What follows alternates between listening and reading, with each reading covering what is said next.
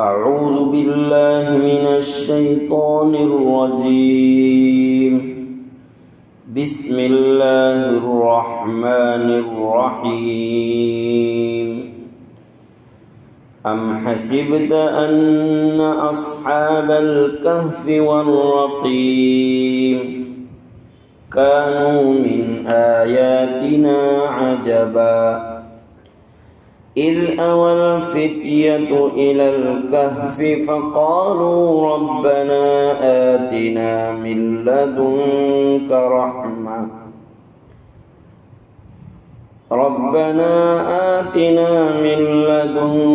رحمة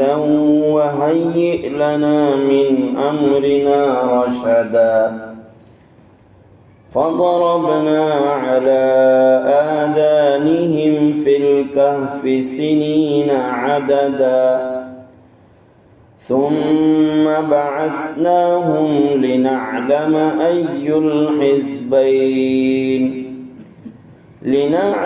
أي الحزبين أحصى لما لبثوا أمدا صدق الله العظيم. ام حسبت ان اصحاب الکہف، اے محمد صلی اللہ علیہ وسلم، کیا آپ کا یہ خیال ہے کہ غار اور رقیم والے ہماری نشانیوں میں سے کچھ زیادہ عجیب چیز تھے؟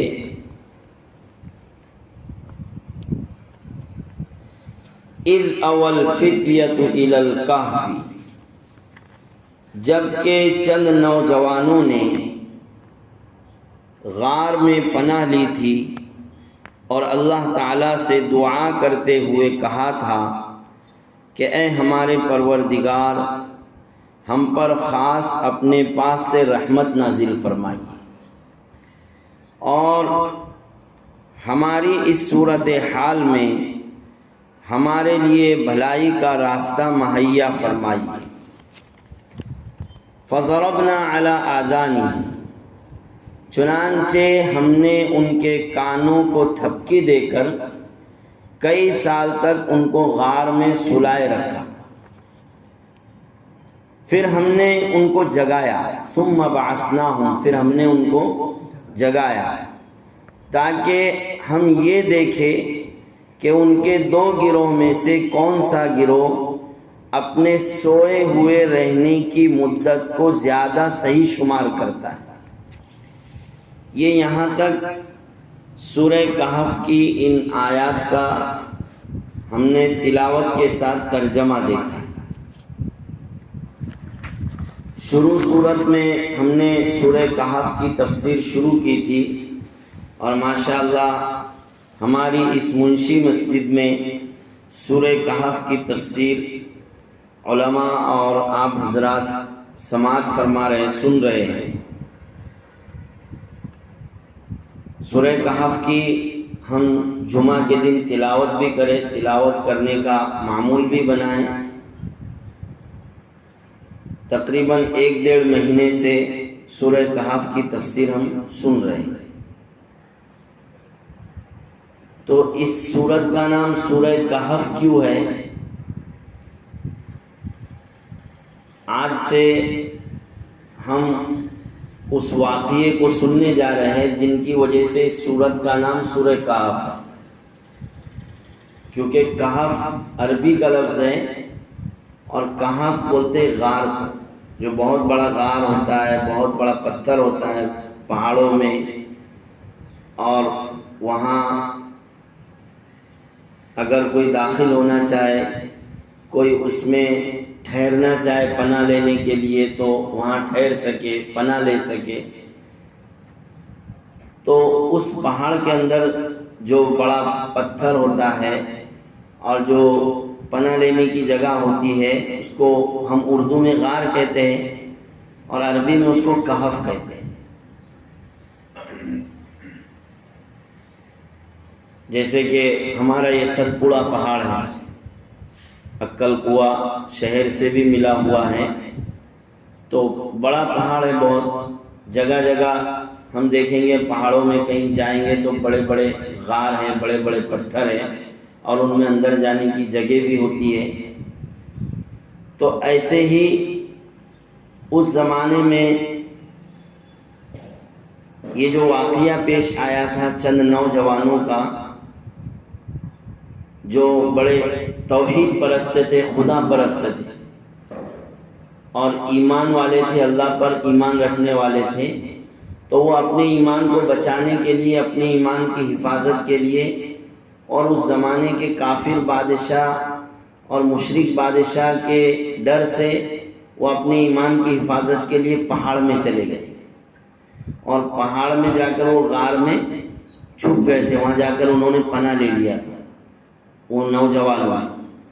تو ان کا ذکر اس سورت میں ہے، تو اس لیے اس سورت کا نام کہف۔ اور وہ جو غار والے تھے، جو نوجوان جو غار میں چھپے تھے پہاڑ کے، ان کو کیا بولتے ہیں؟ اصحاب کہف، غار والے، یعنی وہ جو نوجوان تھے جن کا ذکر انشاءاللہ آگے ہم سنیں گے، اگلے ہفتے بھی سنیں گے۔ تو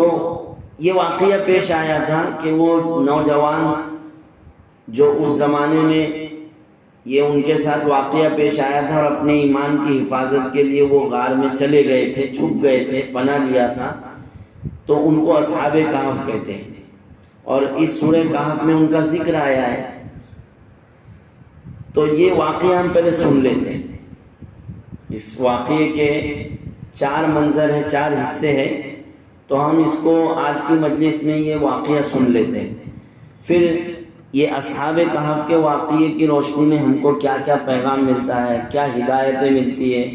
ماشاءاللہ بڑے مسائل ہیں، بڑے احکام ہیں ان کے واقعے کی روشنی میں، تو ہم اس کو اگر پابندی سے سنیں گے آگے کی مجلس میں تو ہم کو اچھی طرح سمجھ میں آئے گا انشاءاللہ۔ تو ہم شروع کرتے ہیں واقعے کا پہلا حصہ کہ یہ جو اصحاب کہف کا زمانہ ہے، یہ حضرت عیسیٰ علیہ السلام کے بعد اور ہمارے نبی صلی اللہ علیہ وسلم سے تقریباً 300 سال پہلے یہ واقعہ پیش آیا تھا۔ حضرت عیسیٰ علیہ السلام کے بعد اور ہمارے نبی صلی اللہ علیہ وسلم سے تقریباً 300 سال پہلے یہ واقعہ پیش آیا تھا اصحاب کہف کا۔ اس زمانے میں جو بادشاہ تھا، اس بادشاہ کا نام تھا دقیانوس، اور یہ مشرک بادشاہ تھا، کافر بادشاہ تھا۔ اس کی رعایا اور اس کے حکومت میں جو لوگ تھے وہ بھی مشرک اور کافر تھے، تو بت پرست لوگ تھے، بتوں کی پوجا پاٹ کرتے تھے، اور ان کا یعنی یہ قوم کا سال میں ایک مرتبہ میلہ ہوتا تھا، تہوار ہوتا تھا۔ جیسے ہمارے یہ آس پاس میں جو پہاڑوں میں بسی ہوئی قوم ہے، آدیواسی قوم ہے، تو ان کے بھی میلے ہوتے ہیں، یہاں خود ایک بڑا میلہ ہوتا ہے۔ تو ایسے اس زمانے میں بھی ان کے میلے ہوتے تھے، سالانہ تہوار، اینول پروگرام۔ تو یہ پوری قوم اور بادشاہ سال میں ایک مرتبہ میلے میں، تہوار میں سب ایک جگہ جمع ہوتے تھے، اور وہ میلے میں بتوں کی پوجا پاٹ ہوتی تھی، پرستش ہوتی تھی، چڑھاوے چڑھائے جاتے تھے، رسم و رواج ہوتے تھے ان کے، بہت ساری چیزیں ہوتی تھی، احمقانہ حرکتیں۔ تو ایسے ہی ایک سال آیا، اور یہ جو اصحاب کہف ہے چند نوجوان، یہ بادشاہوں کے اور امیروں کے خاندان سے تھے، شہزادے تھے، یہ کوئی عام معمولی انسان نہیں تھے۔ تو یہ بھی پہلی مرتبہ وہ سالانہ میلے میں گئے کہ چلو ہم بھی دیکھتے ہیں کیا ہوتا ہے میلے میں، سالانہ پروگرام میں۔ تو وہاں گئے تو ان اصحاب کہف نے، ان نوجوانوں نے عجیب عجیب حرکتیں دیکھی کہ ہماری قوم کے لوگ اپنے ہی ہاتھ کے تراشے ہوئے پتھروں کو پوج رہے ہیں،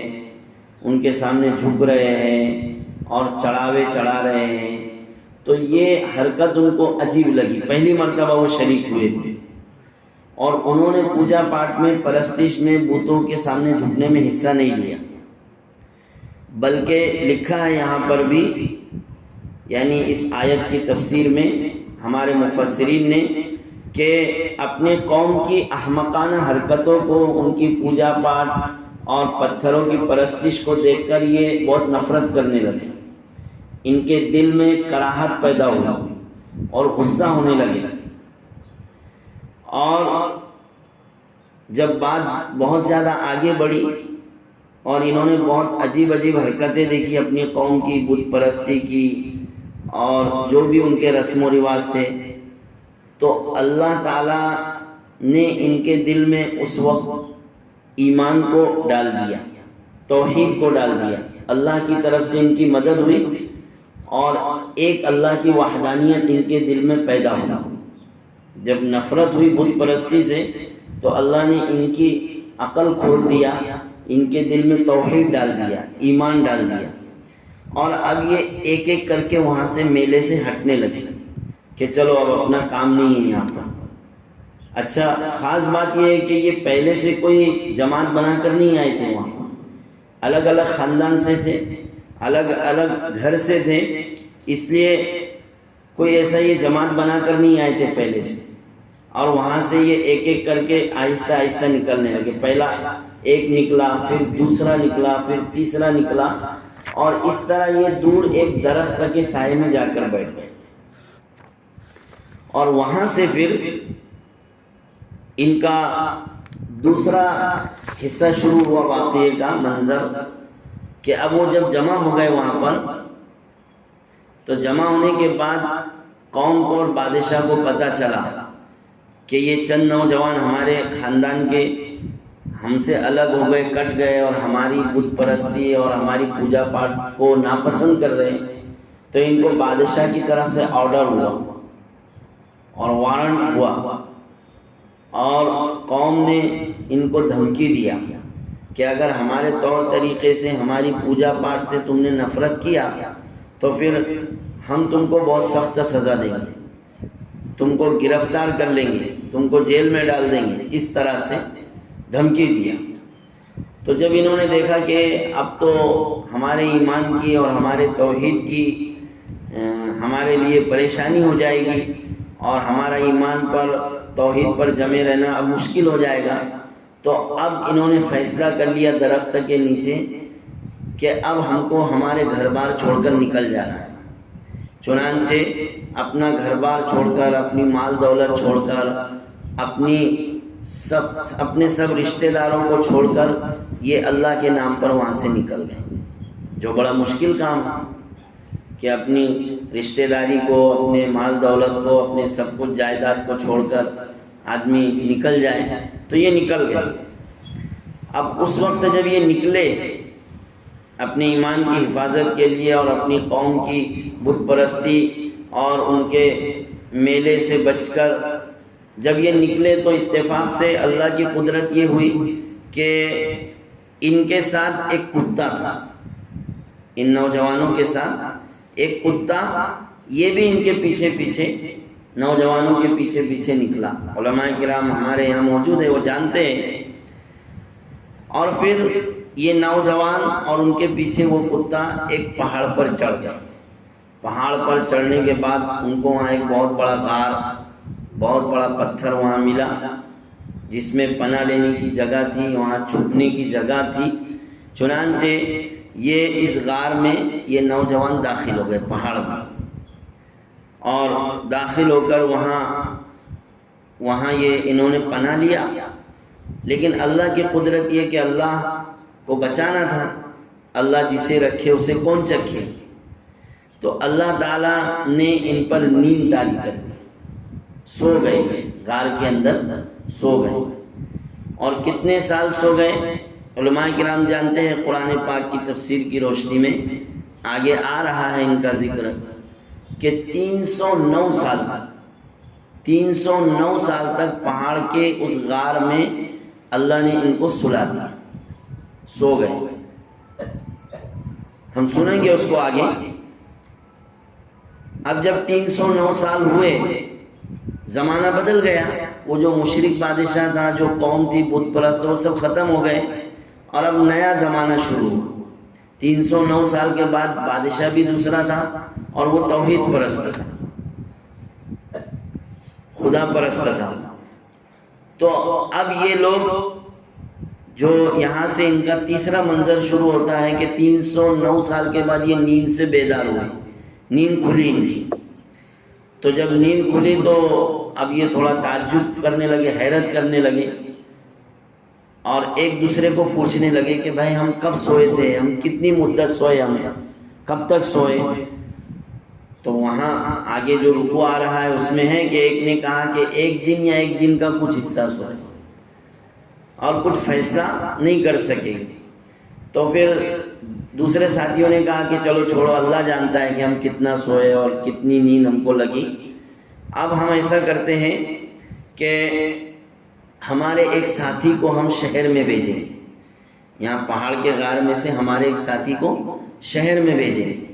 کہ شہر میں جائیں اور وہاں سے ہمارے لیے کھانے کا کچھ سامان لے کر۔ اچھا، جب یہ گھر چھوڑ کر نکلے تھے تو ساتھ میں انہوں نے اس زمانے کے سکے، پیسے، درہم، دینار جو بھی تھے وہ لے کر چلے تھے، ساتھ میں پونجی۔ اس لیے اپنے ایک ساتھی کو انہوں نے کہا کہ بھائی یہ سکے ہیں، یہ درہم دینار ہے، تم لے کر جاؤ اور شہر سے جا کر کھانا لے کر آؤ، اور ذرا ہوشیاری سے جانا، کوئی پکڑ نہ لے، اور جب کسی سے بات کرنا تو ذرا نرمی سے کرنا، وَلْيَتَلَطَّفْ وَلَا يُشْعِرَنَّ بِكُمْ أَحَدًا،